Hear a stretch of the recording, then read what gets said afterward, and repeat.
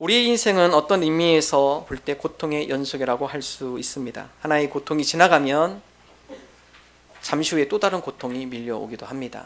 그러나 그 고통은 이전과 다른 또 다른 색깔의 고통을 감안하고 우리에게 찾아오기도 합니다.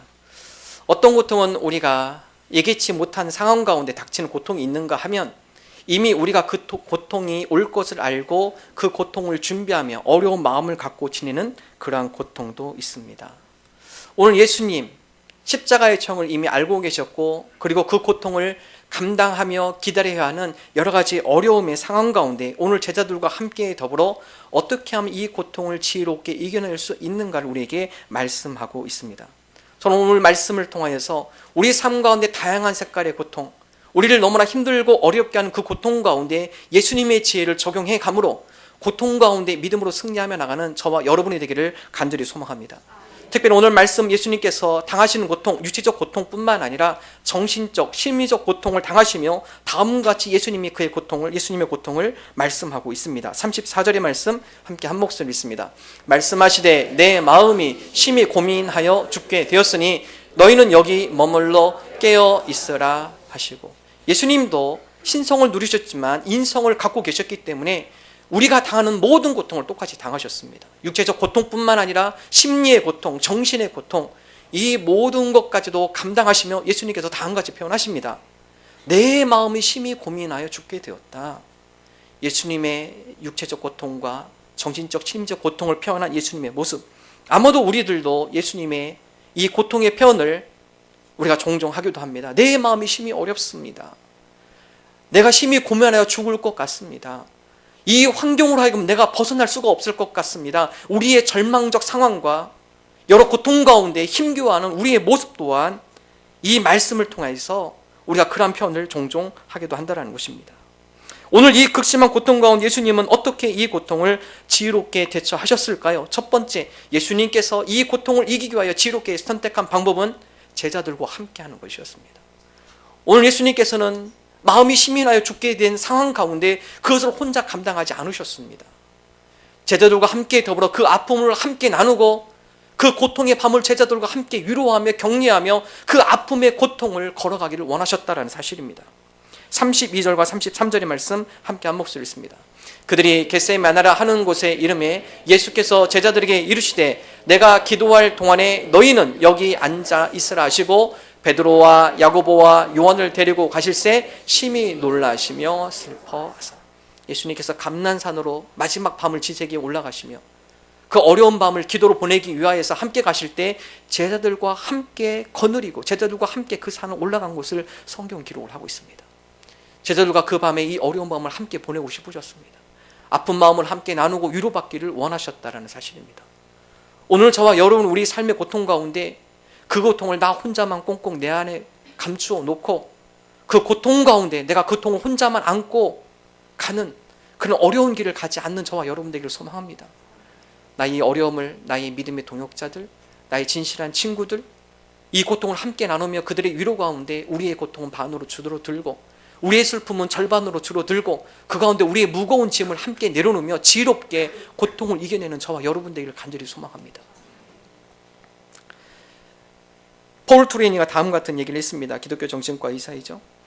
우리에게 믿음의 친구가 얼마나 중요한지, 우리 가운데 우리의 이야기를 들어주고 우리의 마음을 이해해주고 경청해주며 공감해줄 수 있는 사람이 얼마나 중요한지 다음 같은 이야기를 했습니다. 당신 주변에 당신의 어떠한 이야기를 해도 비판하지 않고 그 이야기를 공감하며 경청해 줄 수 있는 단 몇 사람만 있으면 당신은 인생에 무서운 폭풍우가 몰려온다 해도 그 폭풍우를 뚫고 지나갈 수 있을 것입니다. 여러분 그런 친구가 있으시나요? 내가 어떠한 이야기를 해도, 내가 심지어 내 속에 있는 창피한 모든 것들을 함께 내놓아도 그것에 대해서 조롱하지 않으며 비판하지 않으며 그 아픈 마음을 함께 공감하고 귀 기울여 나의 아픈 마음을 들어줄 수 있는 진실한 친구 여러분 있으십니까? 여러분 그 친구가 있으신 분들은요 보약을 얻으신 겁니다. 보약 같은 친구 노래 많이 하죠. 보약 몇 첩을 먹는 것보다 그 친구 몇 명 있는 것이 정신적으로 육체적으로 더 건강해질 수 있다는 사실입니다. 오늘 저와 여러분이 그러한 친구들, 그 친구들과 함께 우리의 고통을 함께 나누기를 원합니다.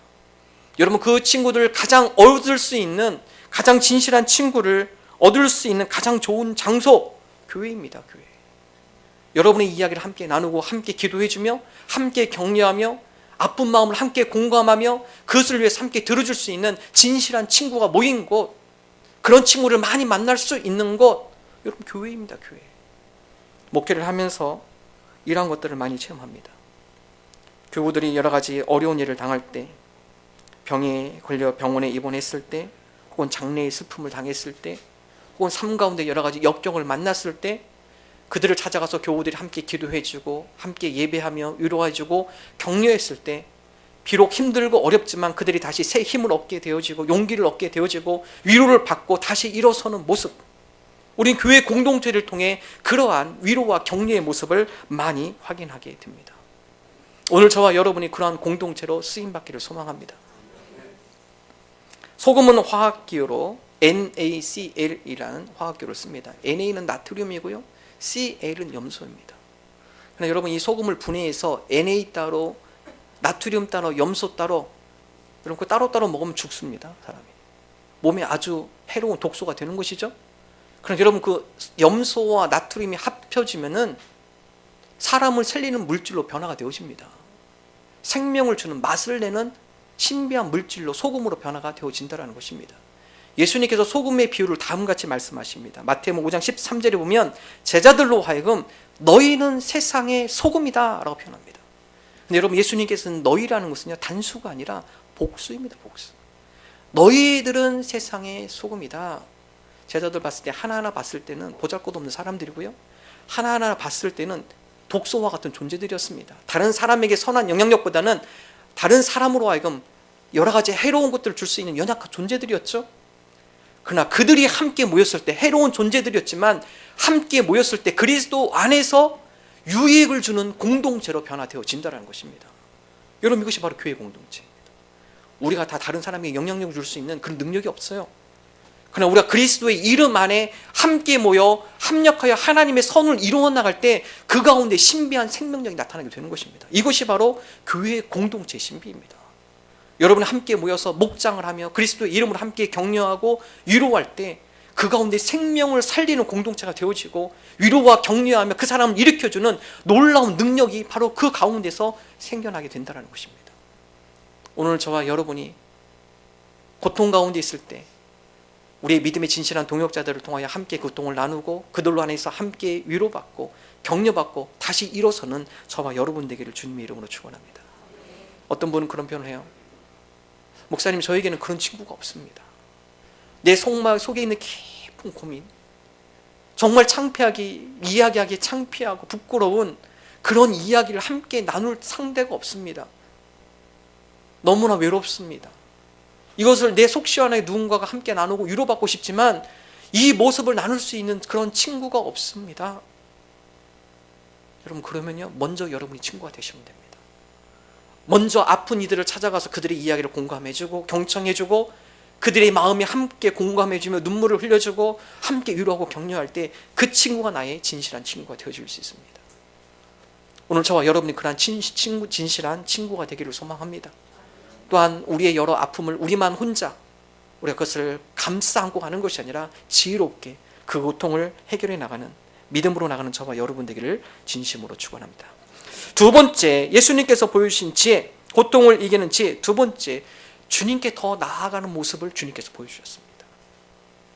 오늘 말씀에 보면 예수님께서 제자들과 떨어져서 조금 더 주님 앞에 가까이 나가 하나님 앞에 그 문제를 가지고 간절히 기도하는 모습을 기록을 하고 있습니다. 35절의 말씀 함께 읽습니다. 조금 나아가사 땅에 엎드려 뵐 수 있는 대로 이 때가 자기에게서 지나가기를 구하여. 예수님이 제자들에게 부탁을 하죠. 오늘 내 마음이 심히 고민하여 죽게 되었으니 너희가 나를 위해서 함께 기도해 줬으면 좋겠다. 여러분, 제자들은 인간의 육신의 연약한 몸이었기 때문에 그들이 오래 기도하지 못해요. 주님의 마음을 깊이 있게 헤아리지 못해요. 그 가운데 그들이 다 깊은 잠에 빠져들어갑니다. 예수님께서 제자들로 하여금 내 마음이 이렇게 어려운데 너희들이 한시도 깨어있을 수 없느냐? 나를 위해서 같이 마음을 모두 하나님 앞에 기도해 줄 수 없느냐? 그들에게 책망하죠. 그리고 그들에게 다음과 같이 얘기합니다. 시험에 들지 않게 깨어있어 기도해야 한다. 그리고 예수님께서 조금 더 주님 앞에, 하나님 앞에 가까이 나갑니다. 아버지, 내가 이 아픈 마음을 제자들과 함께 나누지만 그러나 그들이 위로할 수 없는 나의 속에 있는 깊은 외로움과 아픔과 고통, 하나님만이, 아버지만이 이것을 위로하실 수 있는 걸 제가 알기에 주님 앞에 이 마음을 가지고 나아갑니다. 여러분, 그렇습니다. 우리에게 믿음의 진실한 친구가 있는 거 중요해요. 그러나 그들에게도 한계가 있다는 것을 우리가 인정해야 합니다. 나만이 져야 할 십자가가 있다는 사실입니다. 그들이 질 수 없는 나만의 고통이 우리 가운데 존재하고 있음을 우리는 고백하며 나아가야 합니다. 그럴 때 여러분, 예수님의 모습을 기억하십시오. 때로는 진실한 친구인 줄 알고 가서 함께 아픔을 나눴지만 그러나 내 깊은 마음을 이해하지 못할 때 좌절하거나 서운해하지 마십시오. 주님의 모습을 본받아, 주님, 이것은 저희가 지고 가야 할, 주님 앞에 아뢰야 할 문제이군요. 주님 앞에 더 가까이 깊이 그 문제를 아뢰는 저와 여러분 되기를 소망합니다. 리전트 칼리지 학장이신 제임스 위스턴, 그는 다음 같은 이야기를 합니다. 기도는 하나님과의 우정이다. 기도는 하나님과의 우정. 여러분, 우정이라는 것은 친밀감이죠. 이 친밀감이라는 것은 늘 함께 있는 것을 확인하는 것입니다. 어느 곳에 있든지 늘 함께하는 것을 확인하는 것, 기도입니다. 대표적으로 창세기 보면 야곱이 등장합니다. 야곱, 그의 형 에서 쌍둥이로 태어나죠. 형 에서는 밖에 나가서 사냥을 좋아하는 사람이고, 야곱은 그의 어머니 리브가를 도와서 집안일을 잘 옆에서 챙겨주는 사람입니다. 그의 어머니로부터 제사에 대해서, 하나님을 예배하는 예배 제사에 대해서 배우고 함께 그것을 준비하고, 어머니로부터 신앙의 간증을 많이 듣고, 아브라함과 그 가정을 인도한 하나님의 역사 스토리를 많이 듣고, 그러나 에서는 그 집에 있지를 못해요. 다 그 바깥으로 돌아다닙니다. 여기저기 돌아다니고 사냥해 오고 즐기는 것이죠. 그 가운데 밖에 나가서 사냥을 하고 온 형 에서가 배고파하는 가운데 야곱이 팥죽 한 그릇을 끓였는데 형이 에서가 그걸 달라가죠.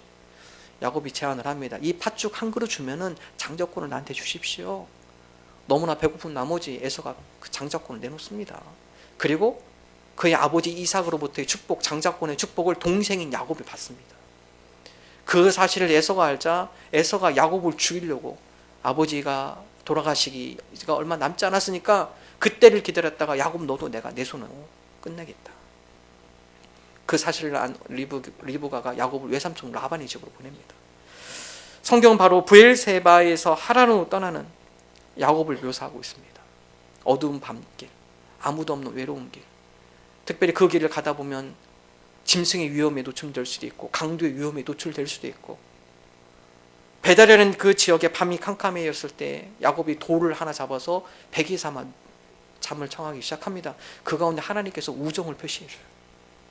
잠을 자고 있는데 꿈속에서 보니까 하늘에서 사닥다리가 오르락 내려가면서 하나님의 사자가 왔다 갔다 합니다. 그 가운데 하나님께서 야곱에게 다음 같은 약속의 말씀을 주십니다.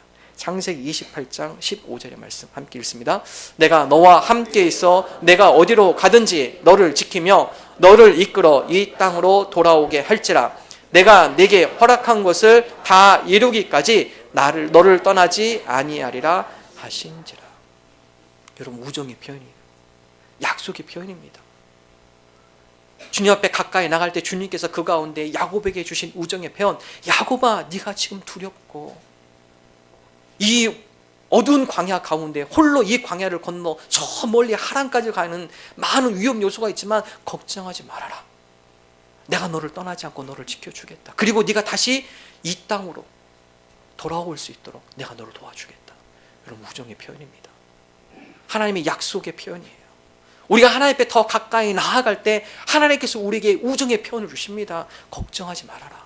이 고통 가운데 너만 있는 것이 아니라 네가 이 고통 가운데 무너지지 않도록 내가 너를 붙들어 주겠다. 하나님께서 우정의 약속의 표현을 우리에게 주신다는 사실입니다. 여호수아도 마찬가지죠. 여호수아가 이스라엘 60만을 이끌고 모세의 후계자로 이스라엘 백성을 이끌고 가나안 땅으로 들어갑니다. 여러분, 이스라엘 백성 불나방 같아요. 탐욕에 죄악에 불이 있으면 그것으로 막 달려들어가는 불나방과 같은 이스라엘의 죄악성. 그 가운데 여호수아가 두려움이 있습니다. 주님, 이 이스라엘 백성을 내가 어떻게 이끌고 가나안 땅에 들어갈 수 있겠습니까? 하나님께서 우정의 표현으로 확 약속을 주시죠. 여호수아 1장 7절의 말씀 우리 함께 한 목소리 읽습니다. 오직 강하고 극히 담대하여 나의 종 모세가 내게 명령한 그 율법을 다 지켜 행하고 우로나 좌로나 치우치지 말라. 그리하면 어디로 가든지 형통하리니. 여호수아에게도 하나님 말씀을 가까이면 주님 앞에 가까이 나아간 여호수아에게 주님께서 우정의 표현으로 약속의 말씀을 주십니다. 여호수아에 걱정하지 말아라. 네가 이 율법 가운데 말씀 가운데 온전히 좌로나 우로나 치우치지 않을 때 네가 어디로 가든지 형통할 것이다. 내가 너를 보호해주고 너를 지켜주고 내가 그 가나안 땅까지 인도하여 가겠다. 네가 하는 것이 아니라 내가 너와 함께하여 너희 민족을 그 길로 인도할 수 있도록 도와주겠다. 이건 우정의 표현이에요. 여러분 그렇습니다. 고통 가운데 하나님 앞에 가까이 나가십시오. 사람이 위로할 수 없는 그 아픔과 고통이 있을 때 그 문제를 가지고 주님 앞에 아뢰십시오. 주님께서 우리에게 우정의 사인으로 약속의 말씀을 주십니다. 우리와 함께 하신다는 확신의 약속의 말씀을 우리에게 부여해 주십니다. 그러므로 우리가 매일 주님과 교제하는 것은 아주 중요합니다. 우리가 매일 주님 앞에 새벽기도 나오는 것, 혹은 하루의 시간을 정해서 주님과의 기도를 통하여 교제를 이루어 나가는 것, 하나님의 말씀을 귀티하며 나가는 것, 여러분 매일 우리가 기도하며 말씀을 묵상하며 귀티하는 것, 그것이 매일 은혜가 되지 않을 수 있어요. 근데 그 습관이 왜 중요하죠? 우리가 무너질 때 습관대로 한 그 말씀 가운데, 큐티하는 가운데, 기도하는 가운데 그 말씀이 나를 살리기 때문에 그렇습니다. 힘들고 어려울 때 내가 일어날 수 있는, 설 수 있는 힘조차 없을 때 습관적으로 했던 나의 기도, 그건 하나님께서 우정의 표현으로 약속의 말씀을 허락해 주셔요. 하나님의 말씀 큐티하는 가운데, 그 가운데 나를 살리는 말씀이 그 가운데 묵상이 돼요. 그 말씀 때문에 내가 다시 살아나게 되는 것입니다. 주님 앞에 가까이 나가는 것이 그렇게 중요하다는 사실입니다. 시편 119편 50절의 말씀 함께 한 목소리 읽습니다. 이 말씀은 나의 고난 중에 위로라. 주의 말씀이 나를 살리셨기 때문이니이다. 주의 말씀이 나의 고난 중에 위로가 되는군요. 내가 이 고난 가운데 죽게 생겼었는데 그 말씀이 나를 다시 살려주시는군요. 쓰러진 나를 다시 일으켜 세워주시는군요. 우리가 주님 앞에 가까이 나가는 것, 그 말씀이, 하나님의 약속이 나를 다시 살리기 때문에 그렇습니다. 오늘 저와 여러분이 주님 앞에 가까이 나아감으로 주님께서 우리에게 표현해 주시는 우정의 표현, 약속의 말씀을 부여잡고 고통 가운데서도 그 고통을 이겨내는 지혜로운 자 되는 저와 여러분 되시기를 주님의 이름으로 축원합니다. 마지막 세 번째, 고통을 이기는 지혜. 그 고통을 하나님의 뜻으로 받아들이셔야 합니다. 오늘 말씀을 보면 예수님께서 제자들로 하여금 이 아픔을 함께 나누기를 원하셨어요. 제자들이 그것을 감당하지 못해요. 주님 앞에 더 나아가 주님, 하나님 아버지, 이 잔을 내게서 옮겨 주옵소서. 가능하면 이 잔에서 나로 하여금 벗어나게 하여 주옵소서. 예수님께서 간구하죠. 그러나 마지막 내 원대로 마옵시고 아버지 뜻대로 하여 주옵소서. 그리고 마지막 세 번째, 예수님께서 다음 같은 심정의 변화를 표현하고 계십니다. 41절의 말씀 함께 한 목소리 읽습니다. 세 번째 오사 그들에게 이르시되 이제는 자고 쉬라. 그만 되었다. 때가 왔도다. 보라, 인자가 죄인의 손에 팔리느니라. 예수님의 심정의 표현입니다. 주님, 저는 제가 십자가 이 아픔을 겪고 싶지 않지만 그러나 이것이 온 인류를 구원하는 하나님의 방법, 아버지의 방법이라면 그러면 제가 받아들이겠습니다. 우리 가운데 아무리 간구해도, 그 가운데 주님 앞에 가까이 나아가도 변화되지 않는 우리 가운데 있는 십자가, 주님께서 우리에게 허락하신 십자가입니다. 내가 감당해야 할 십자가입니다. 주님, 이것이 주님께서 나에게 주신 십자가임을 고백하며 이 십자가를 주님께서 나에게 주셨을 때는 내가 그것을 감당할 수 있는 힘이 있기 때문에 주셨고, 행여나 내가 그것을 감당할 수 없을 때는 주님께서 피할 길을 내게 허락하여 주셔서 내가 쓰러지지 않도록, 넘어지지 않도록 주님께서 나를 인도하여 줄 줄로 믿습니다. 이 믿음을 고백하고 나가셔야 돼요.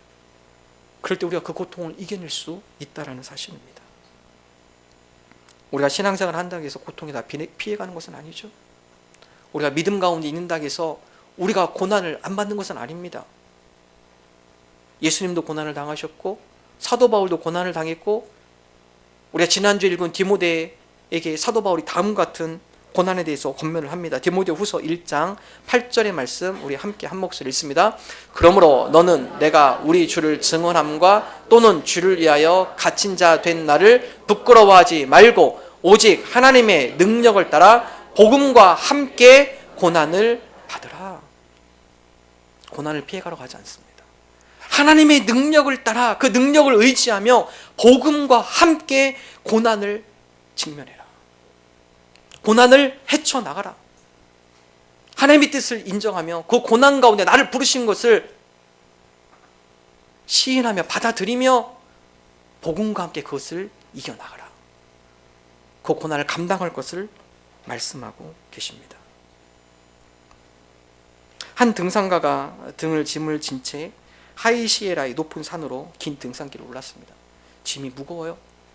산 오르막길이기 때문에 힘듭니다. 때로는 화강한 바위를 올라가야 하는데 무거운 짐을 지고 손가락으로 하나하나 잡고 올라가다 보니까 손가락이 벗겨지기도 하고 손끝에서 피가 나기도 하고 가다 보니까 흔들리는 그런 바위 가운데 위험의 요소를 느끼기도 하고 너무 힘들다 보니까 밤이 되니까 녹초가 됩니다. 온몸이 다 쑤시고 아프고 그리고 나서 그 다음날 새벽에 일어나 보니까 안개가 자욱해요. 그 자욱한 안개를 뚫고 다시 가기 시작합니다. 오후가 되니까 배가 고파요. 먹을 걸 많이 안 챙겨와서 허기진 배를 채울 곳이 없어요. 그의 주문을 여기저기 살펴보다 보니까 건포도 한 깍을 발견하게 됩니다. 그 건포도 깍을 발견하고 자기가 집에서 즐겨 먹던 건포도인데 그것을 자기 입속에 집어넣습니다. 그 가운데 순간 형언할 수 없는 향기가 그의 입속으로 흘러 들어오기 시작했습니다. 그것은 자기가 집에서 먹어보았던 것보다 훨씬 더 맛있고 상쾌한 최상품의 건포도처럼 느껴졌습니다. 여러분 똑같은 건포도예요. 근데 왜 그 건포도가 유독 자기의 입안에 흘러 들어와서 형언할 수 없는 향기로 그윽하게 하며 예전에 맛보았던 어떤 건포도보다 훨씬 더 맛있고 상쾌한 최상품의 건포도가 되었을까요? 고난 때문에 그렇습니다. 허기졌고 온몸은 녹차가 되어졌고 힘이 없고 그 가운데 몇 알의 건포도는 힘든 가운데 몇 알의 그 건포도는 형언할 수 없는 맛에 기쁨을 주는 그런 건포도가 되어진 것이죠. 우리가 고난이 없다면 기쁨을 누릴 수 없습니다. 고난이 없는 가운데 기쁨의 환희는 우리가 체험할 수 없는 것이죠. 고난이 있기 때문에 기쁨을 느낄 수 있는 것입니다. 고난 가운데 우리가 기쁨을 발견할 수 있다는 사실입니다. 성경은 우리로 하여금 여러 삶의 고난이 있지만 그 고난을 통하여 그 가운데 하나님께서 더 큰 기쁨으로 역사하시는 그 고난을 통과하고 그 고난을 이겨내므로 그 가운데 더 기쁨과 환희를 맛보게 하시는 하나님의 섭리, 하나님의 은혜를 발견하며 나가는 과정이에요. 하박국 선지자의 고백, 그럼에도 불구하고 우리의 소가 없고 양이 없고 포도나무에 포도 열매가 없다 할지라도 그럼에도 불구하고 하나님만으로 감사합니다. 우리 삶 가운데 여러 가지 불평과 힘든 고난이 엮어온 일들이 많이 있지만 그럼에도 불구하고 주님, 제가 주님 앞에 감사할 수 있는 3차원의 감사의 고백을 찾는 감사의 신앙인이 되게 하여 주옵소서. 그 감사의 신앙이 우리로 하여금 우리 삶 가운데 감사의 향이 은은하게 퍼져나가 해서 우리 삶 가운데 감사로 물들어지게 하여 주옵소서. 여러분, 감사가 바로 고난을 이기는 가장 지혜로운 방법입니다. 땡큐 파워 책을 쓰신 민진홍 씨, 이분은 사업을 하시다가 크게 사업을 하신 분이었는데 부도가 나시는 바람에 상당히 큰 어려움을 겪었고 심지어 이분 표현에 의하면 자살까지 생각한 그런 분이었습니다. 그 가운데 이분이 힘들고 고난 가운데 그의 삶을 바뀌기 한 것은 감사 일지를 쓰면 그 인생이 바뀌기 시작합니다. 그래서 그가 자기의 삶을 경험으로 바탕으로 해서 땡큐 파워 강의를 많이 합니다. 감사가 얼마나 파워가 있는지 강의 전국으로 돌아다니면서 이 강의를 할 때마다 간혹 몇 명이 다음 같은 질의를 던진다고 그래요. 강사님, 감사의 일조와 긍정적으로 바라보자는 의도는 좋은데 말입니다. 아시다시피 세상이 항상 그렇게 밝은 것만은 아니지 않습니까? 세상은 혹독하며 때론 가혹하리만큼 냉혹합니다. 왜 감사로 다 포장하려고 하세요? 힘들고 어려운 것들은 그렇게 표현하고 불평도 하고 그렇게 사는 게 진실되게 사는 거고 정직하게 사는 거고 그것이 사람 사는 거 아닙니까? 어떻게 그런 상황 가운데 무조건 다 감사하러 갑니까?